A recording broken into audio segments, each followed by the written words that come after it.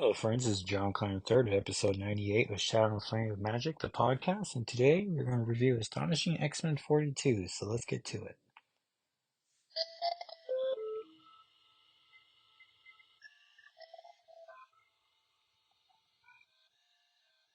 Once again, thank you, Francisco, for finding the theme song to the podcast. Appreciate it and you. And we are going to start our four issues I'm hoping to review this month. All issue number 42 as I head towards the end of the month and my 42nd birthday. So this is Astonishing X-Men 42, which at the time, which is rated T plus, it would have cost $3.99. And because I was looking at last year's numbers and was like, oh, I didn't do issue 41, and it's because they were doing something where they were going back and forth between story arcs, which seems curious.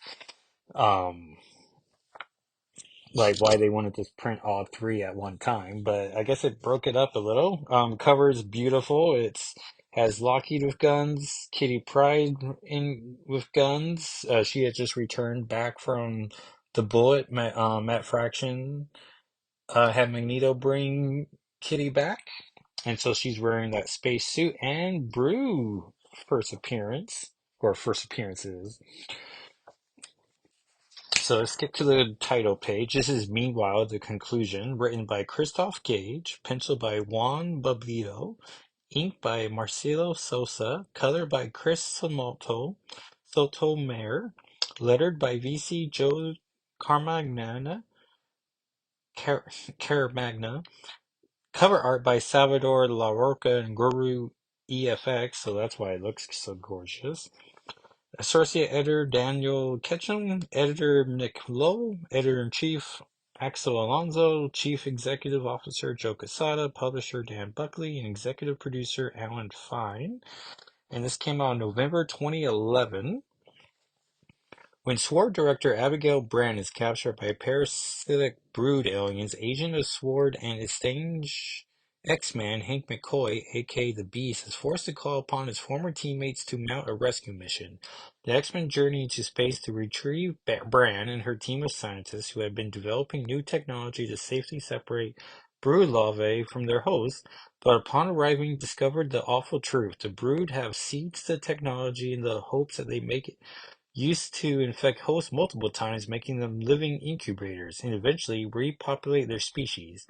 And to kickstart their plan, they've reinfected all the SWORD agents.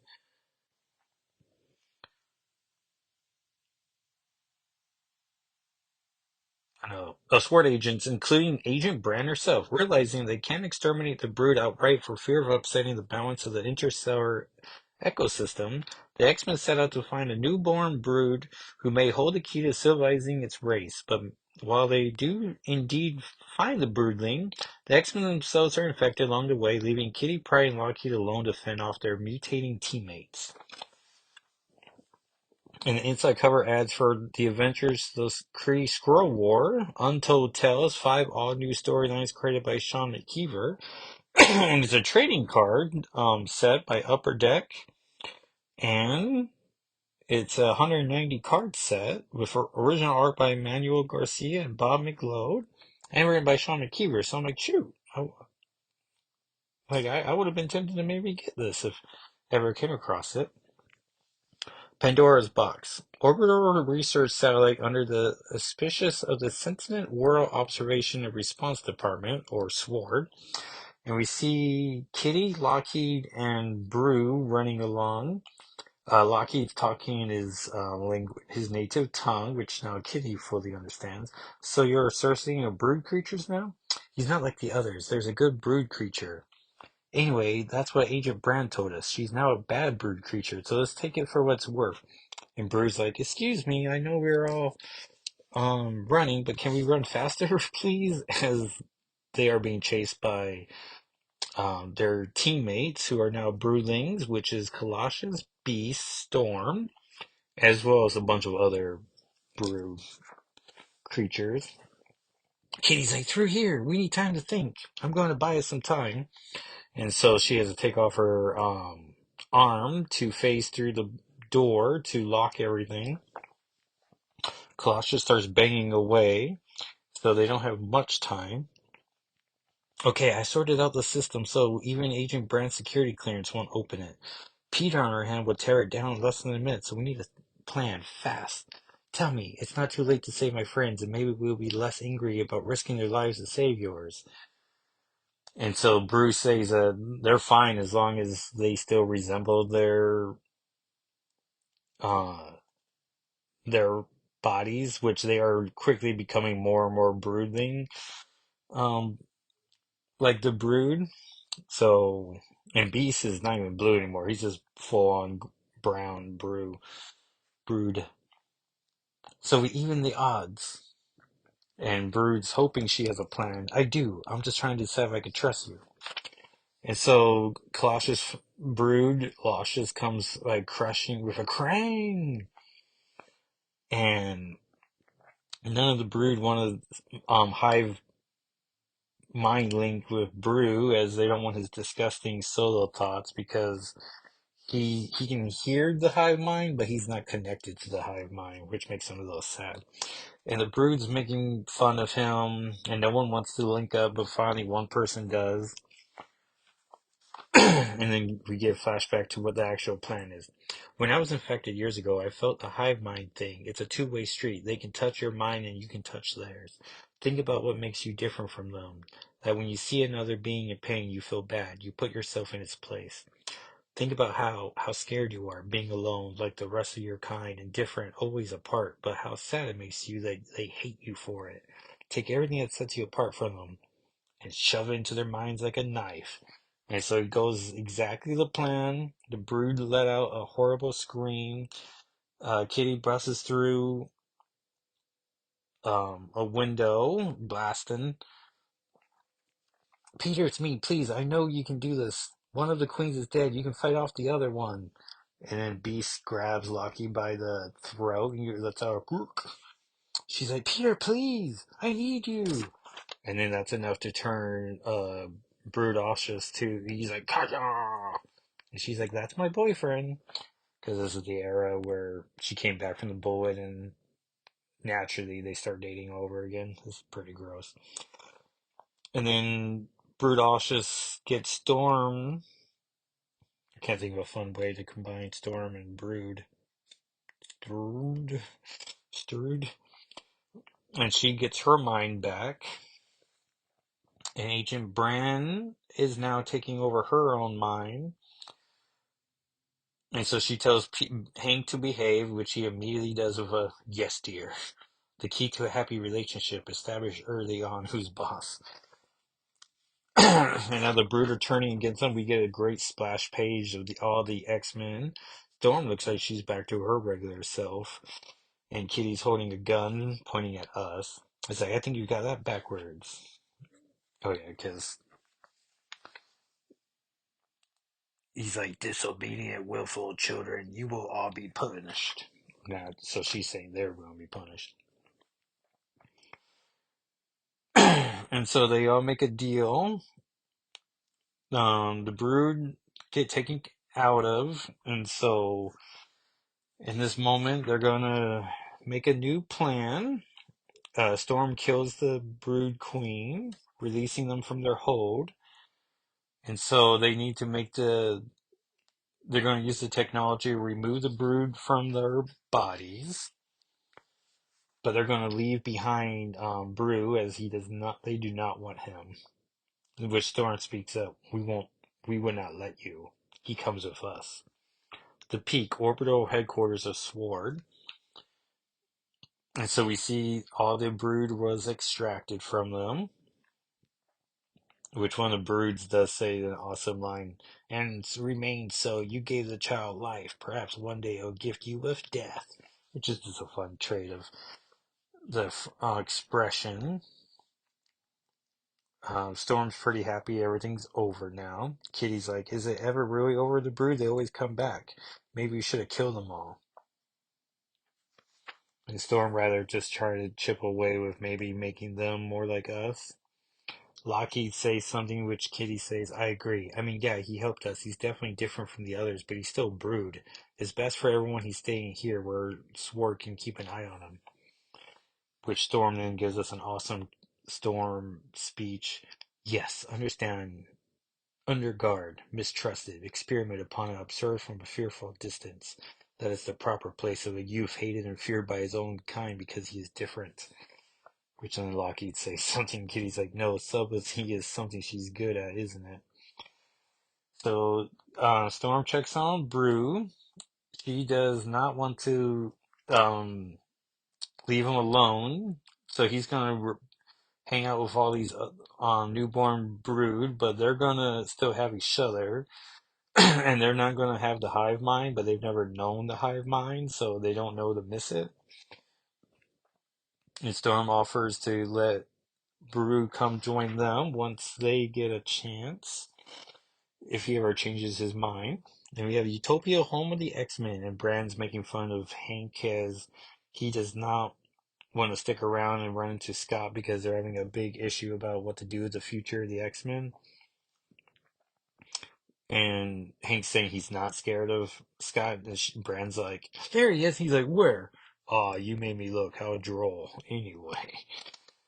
And then we get the best panel, or the best issue of the comic. Because Brand's like, Lucky, you coming? And Kitty says, it seems like you're pretty important up there. Alpha Prime security clearance and all. And then he says something.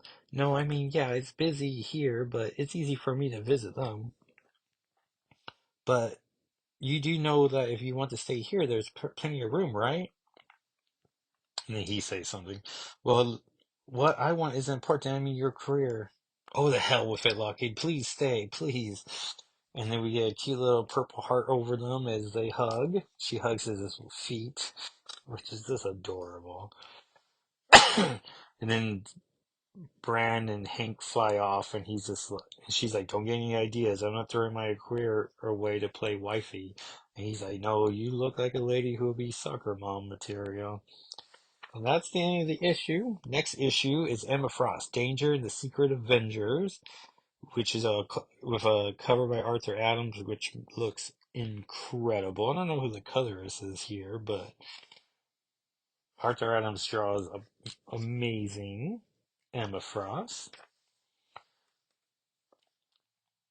And then there's a nice backup story called Moment of Silence, A True Story, as told to Brian Michael Bendis and Scott Morse. Colors by Jason Vam, lettering by Sharpfront's Paul Turun, which is a story from John Dudis, who owns a comic book store in Cleveland, Ohio called Carol and John's Comics, which I like.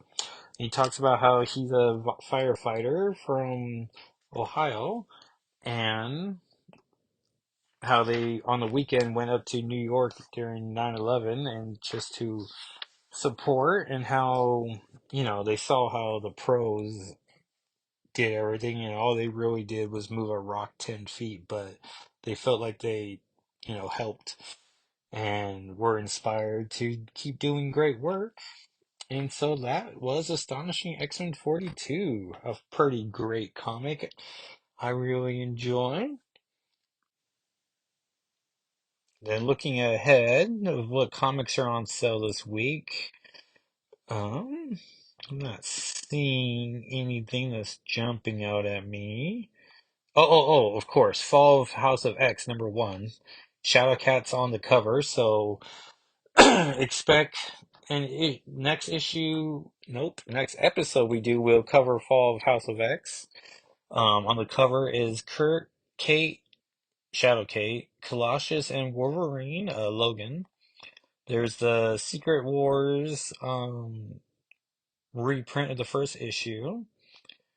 Um, Miguel O'Hara's Spider-Man 2099 is getting a ongoing, or at least a new #1, and that is a clunky title.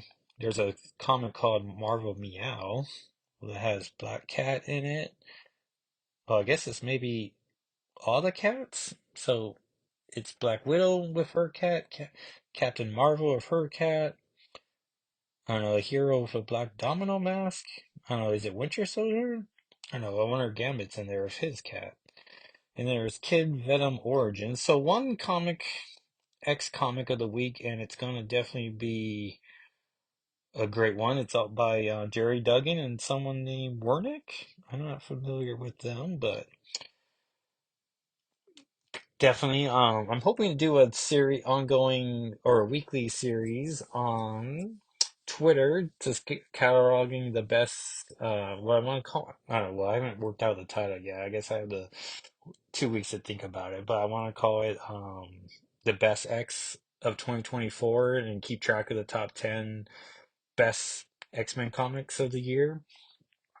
And, it's going to be fun the first 10 issues where, the first 10 are the top 10.